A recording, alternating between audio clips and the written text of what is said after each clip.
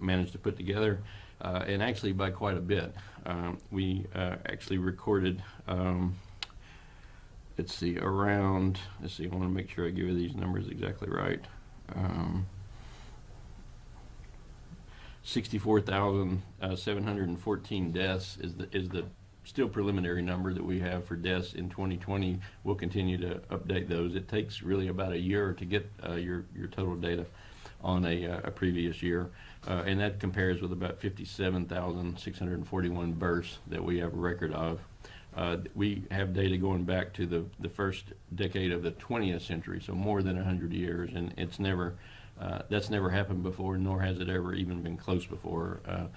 In World War II or during the flu pandemic of 1918 or World War I, we've never had a time where deaths exceeded births, and until this past year, and it's certainly possible that could happen this year as well if we continue on the same rate that we're seeing now. We're continuing to have double-digit numbers of deaths reported on most days. A lot of that preliminary information comes through us from our hospitals. The Hospital Association, I think, is going to begin publishing their death data. We're very glad they're doing that. Remember that it's not always going to match ours right away because it takes us a little bit of time to do the investigation and confirmation on that. But we, again, have had numbers of deaths over the past several days that are, typically 40 or 50 or sometimes 60 deaths a day. We are actually going to add to our totals today 192 deaths since yesterday. Those did not all occur yesterday. Some of those are several days old, or some may even be a few weeks old that we're just now able to confirm. But the numbers of deaths, unfortunately, have not declined at this point. Remember, that is a lagging indicator. That's one of the last things that we see improvement on. We've had a total of 7 pregnant women we know of who've died from COVID-19. We actually have, on average, for the past week, about 23 pregnant women who are hospitalized with COVID, by the way. A total of 7 deaths that we have a record of. We are seeing a little bit of a decline in our total numbers of hospitalizations. That's certainly a good thing. In a way, we don't want hospital numbers to continue to increase. I would just say very respectfully and with compassion, there are 2 ways people leave the hospital, and one of them is not very good. And while we're having double-digit numbers of deaths today, that certainly in part accounts for the declining number of hospitalizations we're seeing. We still have more patients requiring critical care than we have critical care beds. That number actually was down to 11 more yesterday. That's certainly better than it's been, but it still means we don't have any available ICU beds in Alabama. And that's a really challenging problem just for people with non-COVID illnesses or people who have a stroke or a heart attack or a car accident today. It's going to be very challenging to figure out where you can get critical care if you need it. So that problem has not really improved much. We have about 53 children in the hospital as of this morning with COVID diagnosis. I believe the number was 6 of them who are requiring mechanical ventilation at this time. Let me move on to cover just a few other things. We have now virtually all of our school districts reporting to our school dashboard. We're very grateful for the Department of Education and their assistance in working with this. We had a total of 6,382 cases reported to us from school districts to the dashboard this week. That number is a little bit lower than last week, and that represents actually all but 2 school districts in the state reporting. So we're certainly appreciate their cooperation and getting those numbers out there. We actually measured in the past week about 2,900 school-aged children who had an illness that occurred last week. So that's still around almost 300% higher than what we saw a year ago. Remember, the total numbers of cases being reported were a lot higher from the schools, about 6,300, but not all of those were cases that necessarily would have occurred last week or that we would have attributed to last week. So that explains the difference in that. In terms of vaccinations, Alabamians actually continue to do a pretty good job. We saw this week that there were actually 8 states below us in terms of having at least one shot given to their citizens. We were ahead of 3 other states in terms of having people fully vaccinated. Over 1.9 million Alabamians now are fully vaccinated. That actually represents over half of the state in terms of those who are eligible, not half of the total population, but in terms of those who are eligible. So we're pleased that we're improving. We still have a long way to go. I want to dive into the subject of booster doses. I know we'll get a lot of questions on that. The FDA Advisory Council meeting, as you know, the VRPAC, is literally meeting at this moment. That's streamed on live right now online, and we've all been following that discussion this morning. They'll have a vote a little bit later today, and then we'll get an idea of what they're going to say. Frankly, at this point, I don't think we know what they're going to say. They probably will make some recommendations for some booster doses in certain populations. I don't think they're likely to say booster doses for everyone, but I don't know that, so we have to see what they vote. They are talking only about the Pfizer vaccine. They're not talking about other vaccines as well. So whatever guidance we get today is going to be, limited to the Pfizer product. There are still other steps to go through, as you know, before we could implement a plan based on that. Once this advisory committee decides, the FDA itself will make a decision. That is likely to happen later today. If the advisory committee does something, we'll probably hear from the FDA later today. At that point, the advisory committee on immunization practices that advises CDC will make recommendations. They meet actually Wednesday and Thursday of next week. And then CDC will make a statement depending on what the ACIP says. That will be kind of the final guidance we have. But again, I want to stress, probably that final guidance is only going to apply to the Pfizer vaccine and booster doses. That seems to be the only thing that we're going to hear right away. We're certainly aware that there are a lot of people who are already getting booster doses. That's happened pretty commonly. I think we have actually a number of people who are getting 3rd shots. I saw that number a little earlier. It looks like about 36,000 3rd doses have been given. A little over 36,000 3rd doses have already been given in Alabama, just according to the records that we have. We don't know why. We don't know if some of those people are the immunocompromised people for whom additional doses are recommended, or if these are people who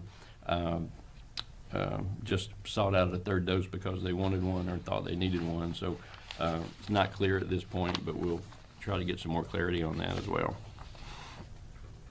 The other issue I wanted to spend a little bit of time on has to do with monoclonal antibodies. As you know, monoclonals are these drugs that are very effective in preventing serious illness and hospitalization and death in people who are either simply exposed to COVID or who have developed COVID but aren't yet sick enough to be in the hospital. On Monday afternoon of this week, our federal partners notified us that actually at 4 o'clock on Monday, that beginning at 5 o'clock on Monday, providers would no longer be allowed to order these drugs directly, but that all ordering would have to take place through state health departments. That's the rule they've applied to everyone in the country, not just Alabama. They will allocate the total number of doses that we have available for our state based on our case numbers and our hospitalization numbers. So it's not clear how that formula is going to work and what that means for the total number of doses we're going to see at this time. They have also said, though, that they will cut our dose a little bit if doses aren't reported to them. That is, if they can't tell for sure that a dose has been given, if there's some uncertainty about whether it remains on the shelf or has been given, then that'll be subtracted from the amount that we get. So we worked very hard this week with many providers. We know there are a lot of stories from hospitals and clinics and urgent cares that had patients scheduled for monoclonals already on the schedule with appointments. We know the clock is ticking for those folks. We generally, as you know, try to give those drugs within 10 days of the onset of illness, and yet this has really disrupted the supply. So we are really sorry to say that there are probably going to be some patients who aren't able to access that drug who thought they were going to have that available to them. We absolutely were not expecting this change in how the drug was distributed. It caught all states in the country off guard. We do have a plan in place so that providers can begin to order. They're going to get every Monday a opportunity to put in what they want to have shipped to them for the week. We will collect all those orders on every Tuesday and make those orders, and then those orders will begin shipping that night or the next day to providers so that everyone will be on this weekly cadence. Again, if our state as a whole is not using at least 70% of the monoclonals that are shipped here, then our allocation is going to be decreased. So it's really important for providers to order just what they think they need, but also to enter in what they're actually using, how much they're actually using, so that we can continue to get that valuable commodity for our state. Just a few other items. We do have HHS teams that have been in the state looking at Alabama hospitals, conducting assessments so that perhaps we can have additional help there. They've actually completed assessments at 8 different hospitals in the state, including DCH, Troy Regional, Flowers, North Baldwin, Thomas Hospital, RMC, which is in Anniston, and East Alabama, which is in Opelika. We are waiting to hear more. Clearly the problem is that there just aren't enough resources to go around. So we will let you know as soon as we can find out more. We certainly hope that we can have more resources like those that we have had, like those that we have right now in Ozark and in Dothan, who have been working there. So we did actually have our first Kick COVID event last night associated with the University of West Alabama game. There'll be another one coming up this weekend at Jacksonville State. Congratulations to Jack State, by the way, on last week's win. But we're very excited that we're going to have these testing and vaccination options in place for a lot of these football games. You'll see more of them this next weekend as well. Ultimately, we're going to have at least 15 colleges in the state. They're going to be sponsoring this.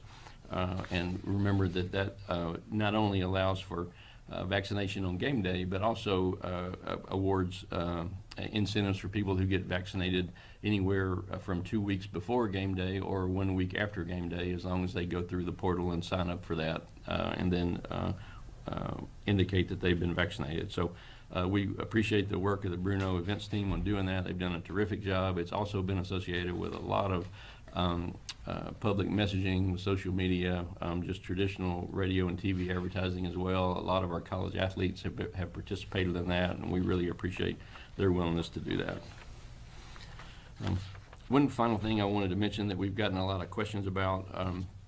Public health, as you know, can issue religious exemptions or other types of exemptions that are allowed under Alabama law to people who need vaccination for their school-age children.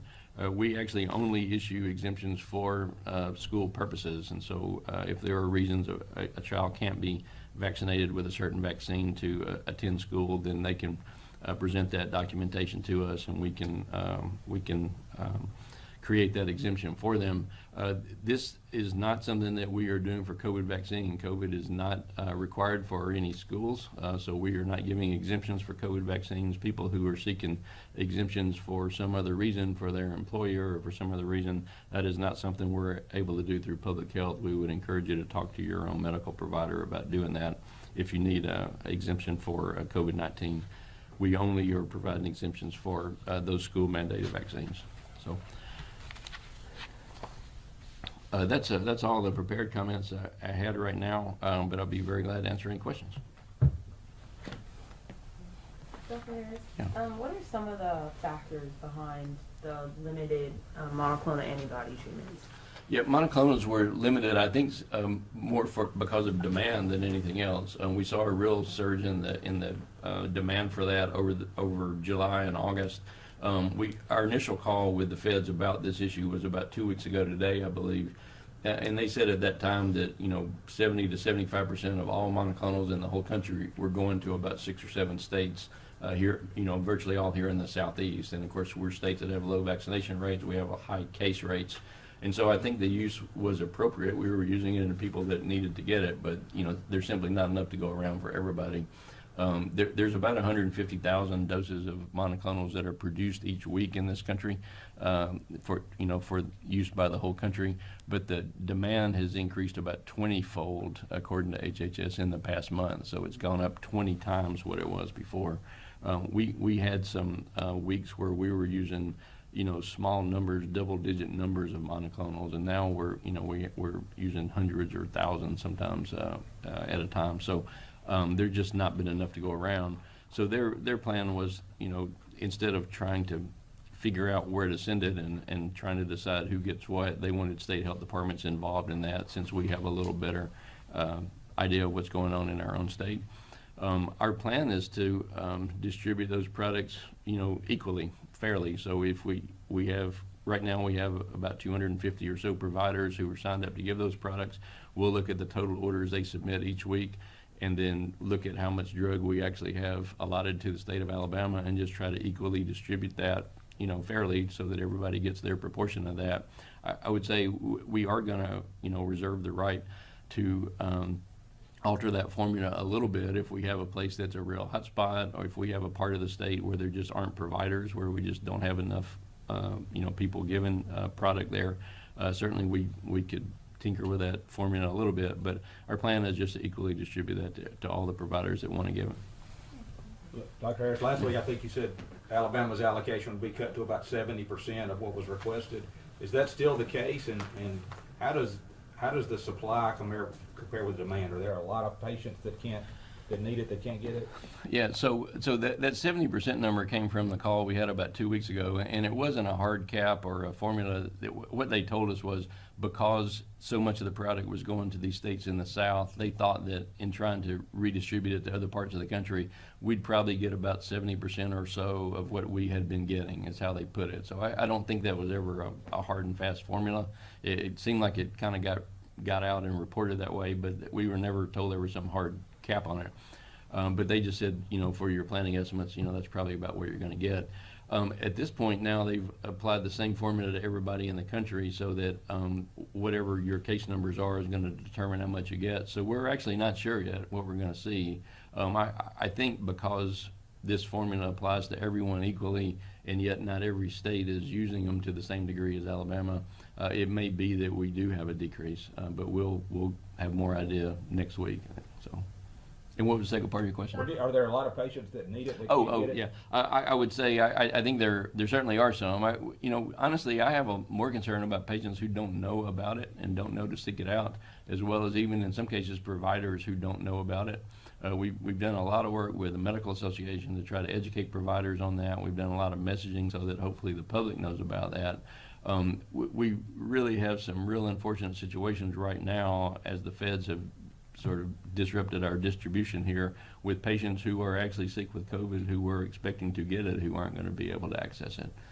But generally speaking, we have it in a lot of different areas. There've been a little bit of labeling changes, recently that makes it a lot easier to give in a doctor's office, as opposed to having to go to an infusion center or a hospital setting. So we actually have picked up, several dozen new sites just in the past month or so.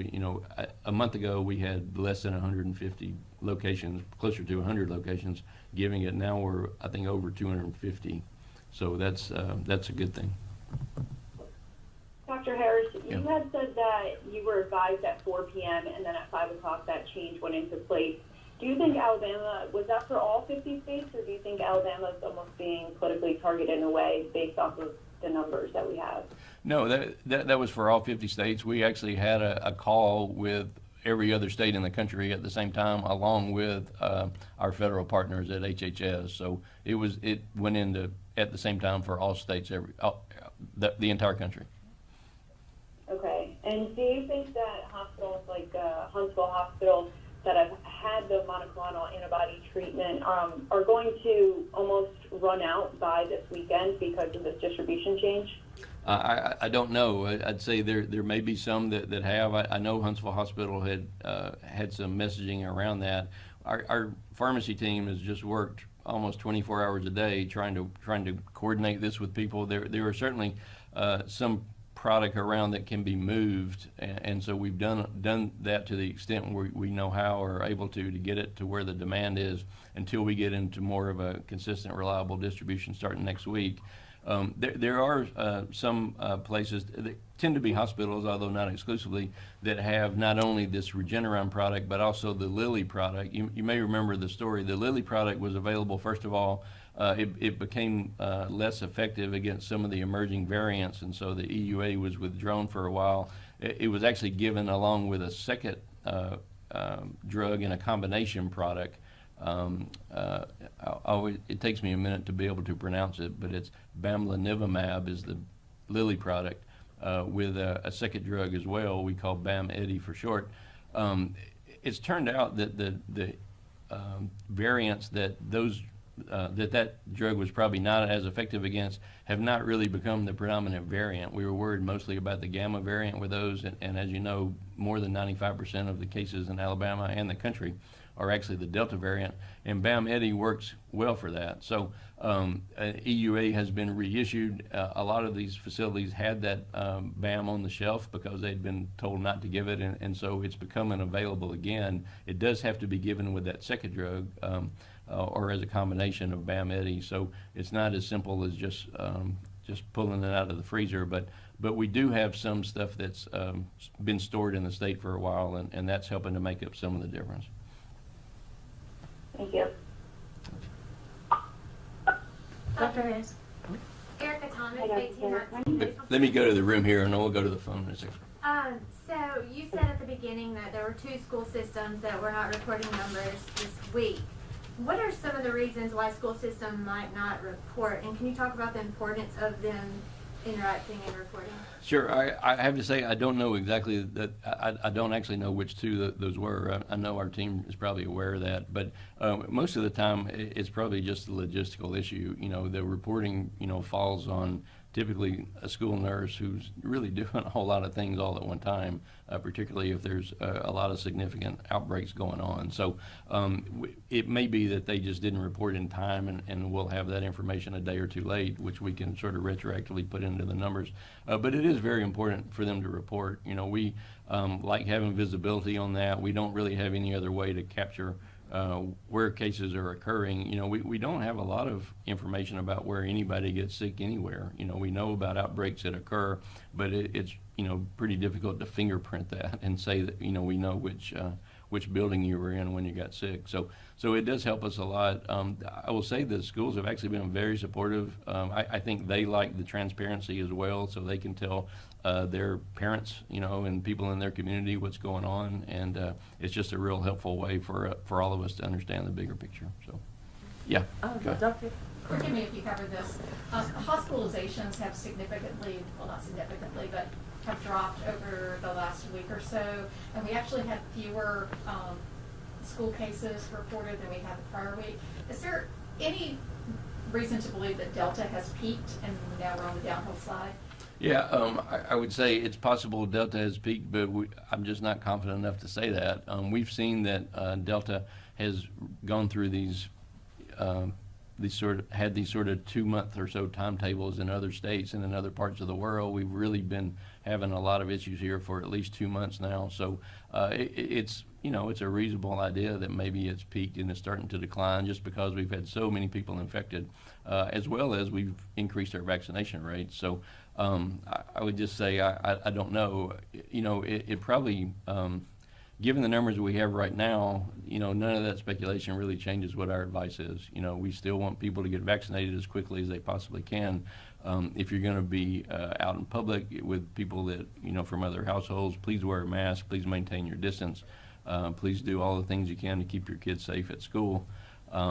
Maybe Delta's peaked, but again, it doesn't really affect what our guidance is right now. When we have, a much longer period of much lower cases, then we'll feel more confident about that. And even though the hospitalization numbers are down, ICU beds are still more than maxed out. Yeah, we still have more patients requiring critical care than we have ICU beds. And one thing I mentioned, you're just coming in, we also are continuing to have double-digit numbers of deaths, which accounts for some of the decline in hospital numbers. Yep, back to the phone there. Okay, sorry. So the CDC recently released an analysis on Wednesday saying that the high obesity rate, or the number of states with the high obesity rates, went from 6 in 2018 to 16 in 2020. Do you think, especially along the southeast coast, do you think that has any correlation with the COVID deaths? and like lung functioning and the amount of fatty tissues that are around the lungs? There's no question that obesity is a relatively immunocompromising condition. That's a significant issue in Alabama. About 39% of our states considered obese. I'm in that category myself, and that puts us at risk for more serious illness. That's not just true for COVID. That's true for a whole lot of illnesses. I think that clearly a lot of what we've seen in the past 2 months in this state and in Alabama and in the country, is just related to the infectiousness of this variant. This variant is incredibly infectious, several times more so than any variant we've encountered before, and that has a lot to do with the numbers that we're seeing. But the issues that we're seeing here in Alabama specifically are related, I'm sure in part to obesity, but also to our general low measures of health of all sorts of other types. We've said this many times, but there's a lot of health disparity we see in our state, and COVID hasn't created a new one. It's just another example of the health disparity we've always had. Thank you. Thank you. Dr. Harris, going back to the booster shots here, is ADPH prepared for this to the masses if it comes today? How likely is it? You think they might approve it today? And President Biden wanted to start Monday. Is that even likely? Yeah. So the information that was released a couple of 4 or 5 weeks ago from the White House, put this date of September 20th on the calendar, and we were told even then right away. If you remember, the White House COVID-19 vaccine coordinator was here in the state later that week, Dr. Shuker, and he said this is just a rough timeline. It's not a plan. It's not an order. And so we weren't hanging our hats on that date. But the ACIP doesn't even meet till the 22nd and the 23rd. So I don't see any way that that's going to be implemented by the 20th unless something really changes. We are very prepared, we believe. We have been talking about booster shots for months. I think we've all realized they were coming. The difference between now and what we had in December is that we've had now I think more than 1,450 locations where people can go get a vaccine. In most cases on the same day that they want it, in most cases without an appointment, multiple locations in every county. So we have really tried very hard to completely flesh out our provider network around the state, and vaccines are widely available. There is no shortfall. We have, 1 million or more doses that are available to be given right away that are already here in the state, as well as more coming every week when people request them. So vaccine shortage is not an issue. We would expect that people are going to receive booster doses kind of in the same order as which they received their original doses. So we don't know if the feds are going to make that a requirement or a strong recommendation or not. But for most people, if the interval turns out to be 8 months after your first dose, there just aren't going to be a lot of people right now who are eligible for a third dose. There may be a lot of people who want one or who show up and try to get one. But 8 months ago was January, and we had not really vaccinated a whole lot of people in mid or late January, 8 months ago. The biggest surge would be expected, in December. Our biggest month for shots was in April. We gave over 500,000. We reached over 500,000 people in April, and so 8 months from then is when those folks would be eligible for a booster shot. If there's, it looks like there's some reason or some need that a community vaccination center or a mass vac site would be needed, we'd have plenty of time to do that. But we have vaccines available in essentially every single chain pharmacy, a lot of independent pharmacies, many doctors' offices, urgent cares, hospitals, clinics, community health centers. There are just so many places to obtain them right now. So we do feel good about the situation there.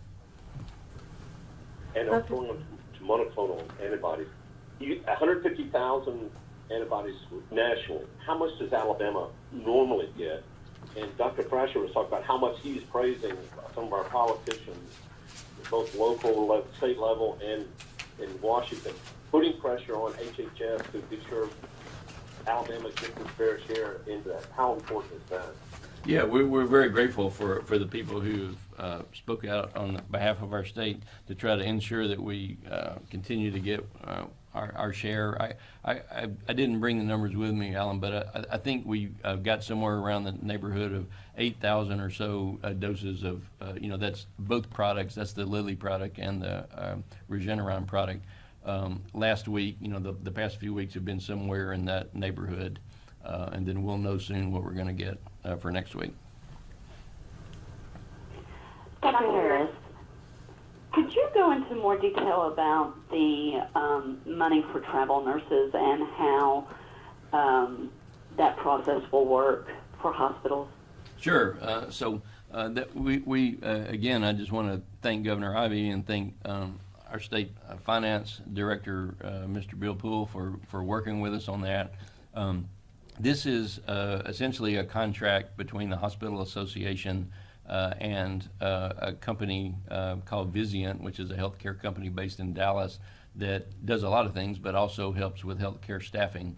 So with the money that we have available from state finance and a little bit of our own departmental money, we're able to hire nurses for what we expect to be about an 8-week contract.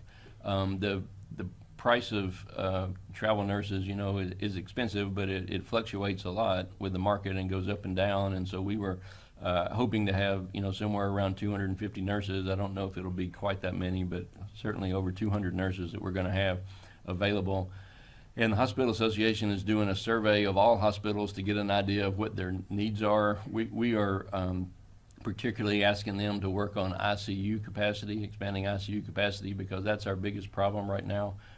As we've told you, we have seen our total number of COVID hospitalizations fall by around 500, 450 to 500 patients in the past couple of weeks, but we are still net negative in terms of ICU capacity. So that's what we would like them to emphasize. There are, some hospitals clearly in better shapes than others. There are some hospitals that can't afford to hire travelers and have been doing that for a while, and then there's some that just simply could never afford to do that. There's some hospitals that have the ability to expand ICU capacity and some that simply can't do that because of physical constraints, even if they had money and staffing to do it. So they're working on that. It does take 2 or 3 weeks to roll all this up together, and of course, obviously the staff's got to be found and hired and brought into the state. This company is not going to hire Alabama residents to be part of this because that was very important to us that they not just cannibalize the resources we already had, with people who are already working here. So I've not seen the final plan on that. I've had conversations this week with the Hospital Association about that, but ultimately the goal would be to expand our ICU capacity. 8 weeks from now, when this contract is up, then we just have to see where we are. If it's something that needs to be continued, then we certainly have some thoughts and have had some preliminary discussions about where we could find resources for that. But at least we'll have that contract in place and that relationship with that vendor, so it'd be a lot easier to continue. This is a group, I think I've told you before, that's been staffing in Missouri, I think since back in December. They've done staffing in Arizona, I think continue to do staffing in Arizona as well, and with some other state governments as well. So we're glad that we were able to find the resources to work with them. Hi, Dr. Harris. Good morning. Can you hear me? Yes, go ahead. Can you hear me? Hey, awesome. This is Lisa from NBC 15 News here in Mobile. So basically my question today, there's been a lot of talk about vaccine mandates. And so let's say if an employer mandates the vaccine and that person gets sick from it, would that person be allowed to sue the employer in Alabama? And then that brings me to my question of, has there been any serious side effects, consequences to getting the vaccine? And would that feed back into vaccine misinformation out there that it's unsafe? Yeah, let me tackle the second question. There's these vaccines are safe and effective, and there are certainly some rare side effects that have happened. People who have had anaphylaxis being the single most significant one, but that's still an extraordinarily uncommon consequence. There's a lot of data that people want to point to as under the under the VAERS, the VAERS, the Vaccine Adverse Event Reporting System. This is maintained by CDC, and I would encourage you to look at that. Remember, VAERS data can be reported by anyone. It's not verified. It's not investigated necessarily. But when CDC has looked into these reports of serious adverse events, there just aren't hardly any out there. In comparison, we know a lot about the serious adverse events of COVID, and in every single age group, COVID is much more dangerous than the vaccine, no matter what your age group. Even in our young adolescents and young teens who in most cases don't get all that sick from COVID, COVID is still much more dangerous for them on average than any vaccination would be. Again, these vaccines are safe and they're effective. We encourage everyone to take them. On your first question, I'm just not qualified to answer that. I think that's an attorney question. Dr. Karen, this is Morgan with Fox 6 in Birmingham. Can you hear me? Yes. Oh, yes. Okay, thank you. Sorry, I think I messed up the mute thing. In the past couple of weeks, you've been talking about federal assistance with the monoclonal antibody treatment, setting up different sites. Can you give an update on that with federal providers there, or is that on hold with all of this other situation that's going on? And one more question, would it be fair, just listening to you kind of go through what the past week has been like and what everyone at the state has been doing to get these treatments out, would it be fair to kind of describe this situation as a mess? Or how would you describe it? Well, let me, to the first question, the main provider we've worked with was recommended to us by the feds, and they're called KPMG. They've been in discussion with about 5 or 6 or 7 sites, and we're actually planning to go live very soon, but they are also affected in the same way because instead of just being able to directly order their own supply of monoclonals like any other provider, now all those orders are going through state health departments. So we're still working to try to figure out, what role we can play, to what degree we're able to staff them. I'm sorry, not staff them, but what degree we're able to supply them. And that's still a little bit in flux right now, but we certainly hope that we can have those up and running if it's possible to do that. But we'll let you know if that's going to happen or not. I'd say we're still not certain about that. I'd say the past week has just been a lot of work. It's been really stressful, particularly for our pharmacy team, who's just worked really night and day to try to develop this. I will say that it's not a completely unheard of arrangement in that, when the monoclonals first became available back in November, this is exactly how it was done. There weren't that many people using them, but all the orders did go through public health. And so we do have this system in place, even though we've just not scaled it up in the way that we need to right now. It's also similar to how the vaccine program was for the first 4 or 5 months, where providers made orders through public health, and we were able to coordinate the shipping to provider sites. So it's pretty similar to what we were doing. We certainly would have appreciated notice on that. We still have not gotten terrific explanation as to why this happened, and particularly why it happened so suddenly and without warning. But we have a great team here who's doing a really good job of getting it to work. So we hope by next Monday we'll have a lot of those procedure issues ironed out. Again, the real question mark is how much drug are we going to have in the state. That's going to likely be the rate limiting step. And just Dr. Harris, about just one more thing about the hospitals. You said that there were 8, I guess, that are under investigation or being assessed right now, including RMC and DCH. Do you have a list of the priority hospital? What would be the next place to get one of these teams outside of Ozark and Dothan? Do we know? I'm gonna ask Jamie Durham to answer that question. I think he's got a little more visibility on that than I do. So. Sorry, sure. Thanks, Jamie. My pleasure, sir. COVID, move his chair so I don't get it infected. So this is Jamie again. So we have the essential elements of information. So hospitals that have asked for staff assessments, we have received about 10 more requests. I am actually working with our partners to identify the next date. We should actually do some site assessments. We might try to do some of those internally with the state nursing director, our healthcare coalition coordinator, and a physician. So we're looking at potentially conducting some of these site assessments internally. Did that answer your question? No? Yes. Yes. Okay, and I don't have the 10 hospitals in memory, but how it works is the hospital sends the essential elements of information to their local EMA. It is loaded into what we call a web EOC system, and I look at it every single night. I download it and put them in the queue for the next assessments. Okay, thank you. And can I also send an email to try to get the specific information about our local hospitals, RMC and DCH? That's perfect. You send it to Ryan, and I'll get that information to Ryan. Thank you. Hi, sir. Thank you, Jim.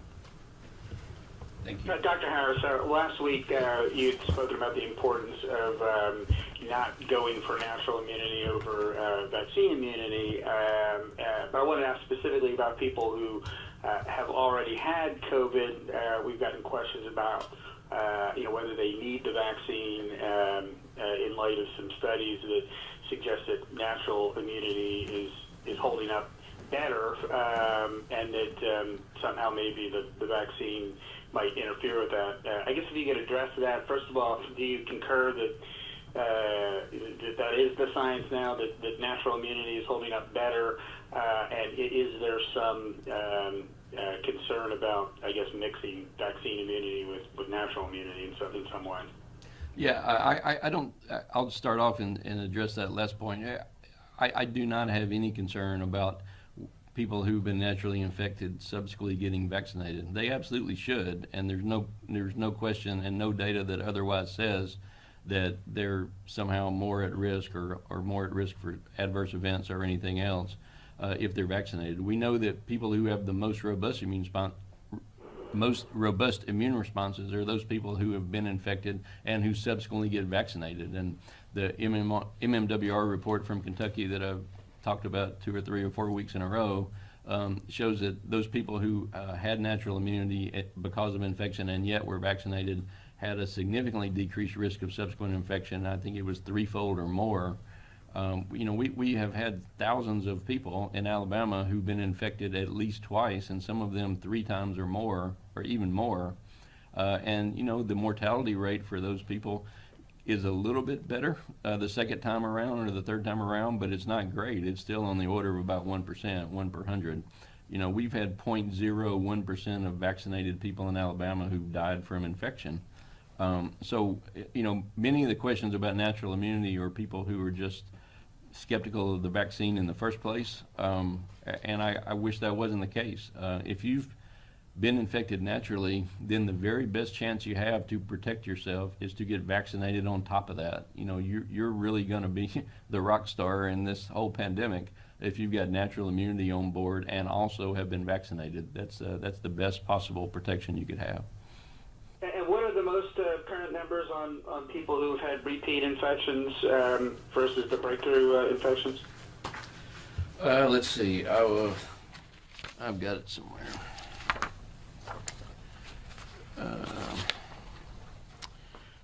Right now we've got just under 8,600 people we know of who are infected with COVID more than once, and we've had 75 deaths in that group that we know about. And then what about the same numbers for the breakthroughs? Let's see. We have had a total of. Let's see. Let me find that for you. Let me try to pull that together, and I'll get that to Ryan for you. I'm sorry, I'm just not putting my hands on that right this second. Yep. Thanks. Sure. Dr. Harris, Yeah. so going kind of back to COVID deaths, there was reported 192 deaths added, but does that accurately reflect kind of who is dying every single day in the hospital? No, absolutely not, and that's the point I was trying to make. That the numbers that we get reported are confirmed deaths, and it can take us a couple of weeks, to make sure deaths are confirmed. The numbers that we're seeing from the Hospital Association are being reported by their members each day to them. And so those show, a few dozen deaths a day. They're going to be posting that themselves. I think I mentioned earlier. And I don't have any reason to doubt the accuracy of that, but the numbers that we're reporting actually have to be there's a case investigation and they have to be verified before we post them. So it's the same, the numbers are never going to match up, and they're not even the same people because, we're looking at deaths sometimes that happened 2 or 3 weeks ago before we actually post it on a given day.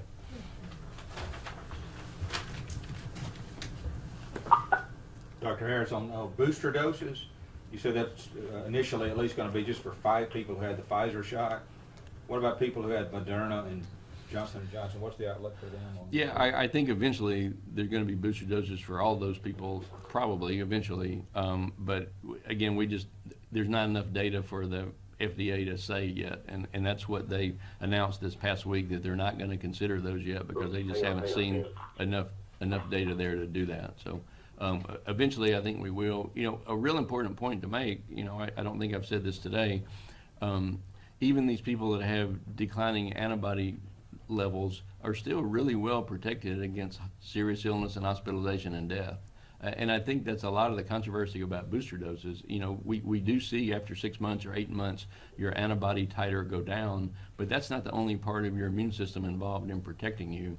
And so even if you're a little more likely to actually get an infection, it's probably going to be a mild infection.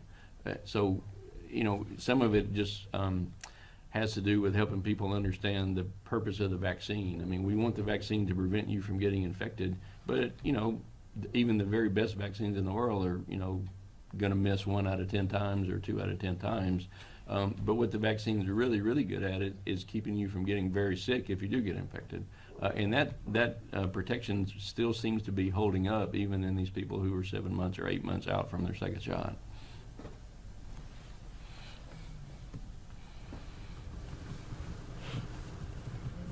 Okay, any other questions?